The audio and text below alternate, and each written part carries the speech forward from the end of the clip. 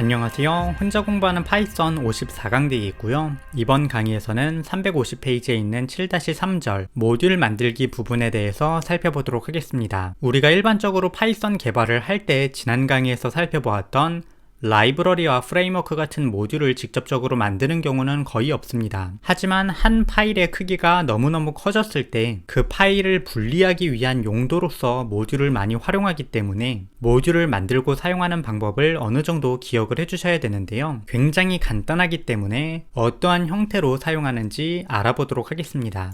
책을 보시게 되면 조금 실용적으로 보이는 예제를 사용을 해서 내용을 설명하고 있는데요. 강의에서는 그냥 모듈과 관련된 내용만 간단하게 살펴보기 위한 목적으로 굉장히 간략화된 예제로 살펴보도록 하겠습니다. 일단 비주얼 스튜디오 코드에서 폴더를 하나 열어주시고요. 지금 저 같은 경우에는 example이라는 이름의 빈 폴더를 열은 상태입니다. 이 상태에서 파일을 하나 만들어서 start.py라는 이름으로 파일을 하나 만들도록 하겠고요. 이어서 mymodule.py라는 이름으로 파일을 하나 더 만들어 주도록 하겠습니다. 이 mymodule.py라는 녀석은 우리가 모듈로서 만들어 볼 녀석이고 start.py라는 녀석은 코드를 시작하는 파이썬 명령어를 입력하는 진입점으로 만들어 볼 예정입니다. 그럼 일단 module.py부터 구성을 해보도록 하겠는데요.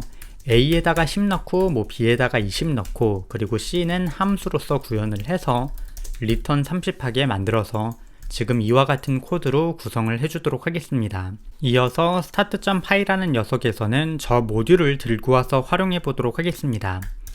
import를 사용을 해서 같은 폴더에 있는 파일 이름을 입력을 해주시게 되면 그냥 들고 오게 됩니다. 이렇게 들고 온 상태에서 mymodule.a, mymodule.b 그리고 mymodule.c를 활용을 해주시게 되면 이 오른쪽에 있는 abc의 값을 활용할 수 있게 됩니다. 일단 이게 오늘 내용의 가장 핵심적인 부분 첫 번째라고 보시면 되겠고요. 너무너무 간단해서 쉽게 기억하실 수 있을 거라고 생각을 합니다. 그럼 한번 실제로 들고 오는지 프린트를 사용을 해서 이 모듈의 A, B, C를 출력을 해보도록 하겠습니다. 코드를 실행하게 되면 지금 화면과 같이 10, 20, 30을 출력하는 모습을 볼 수 있습니다. 굉장히 간단한 형태로 모듈을 만들 수 있는 것을 볼 수 있는데요. 이러한 형태로 파일이 여러 개로 분할되게 되면 내가 지금 실행되고 있는 부분이 어떠한 파일인지 알아야 될 필요성이 발생하게 됩니다. 그래서 언더바 name이라는 이름의 특수한 변수가 만들어졌고요. 이 녀석을 사용을 해서 내가 지금 어떠한 파일에 있는지 확인을 할 수 있게 됩니다. 코드를 실행해 보기 전에 간단하게 용어를 하나 짚고 넘어가도록 하겠는데요. 우리가 파이썬 파일을 실행을 할 때 파이썬 파일.py라는 형태로 코드를 실행했었습니다. 이렇게 코드를 실행하게 되면 이 파일에서 다른 모듈들을 불러오거나 자신의 코드를 호출하면서 코드를 실행하게 되는데요. 이때 이 파일을 처음 코드를 들어가게 된 진입점이라고 부르게 됩니다. 영어로는 엔트리 포인트라고 부르게 되는데 이 영어로도 많이 사용되기 때문에 기억을 꼭 해주시면 좋겠습니다. 또한 이걸 조금 더 간단하게 불러서 메인 파일이라고 부르기도 합니다. 그냥 메인이라고 부르는 경우도 있고요. 그래서 이러한 내용을 기억한 상태로 이 언더바 name이라는 녀석을 출력해 보도록 하겠습니다. 코드를 저장을 하고 실행을 하게 되면 지금 화면처럼 언더바 main, mymodule 10, 20, 30을 출력하는 모습을 볼 수 있습니다. 코드의 실행을 한번 짚어보게 되면 start.py를 실행했기 때문에 이 파일을 엔트리 포인트로서 진입을 하게 됩니다. 1번 줄부터 차근차근 읽으면서 print 언더바 name을 하게 되는데 이 엔트리 포인트 내부에서 언더바 name은 언더바 main이라는 굉장히 특수한 이름을 가지게 됩니다. 그래서 이 녀석을 출력을 하게 되는 거고요.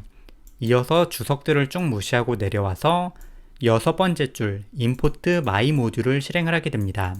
이 import mymodule을 하는 순간 mymodule로 넘어가서 코드를 위에서부터 아래로 쭉 실행하게 되는데요. 이때 print 언더바 name을 출력을 하면서 자신의 모듈 이름인 mymodule을 출력을 하게 됩니다.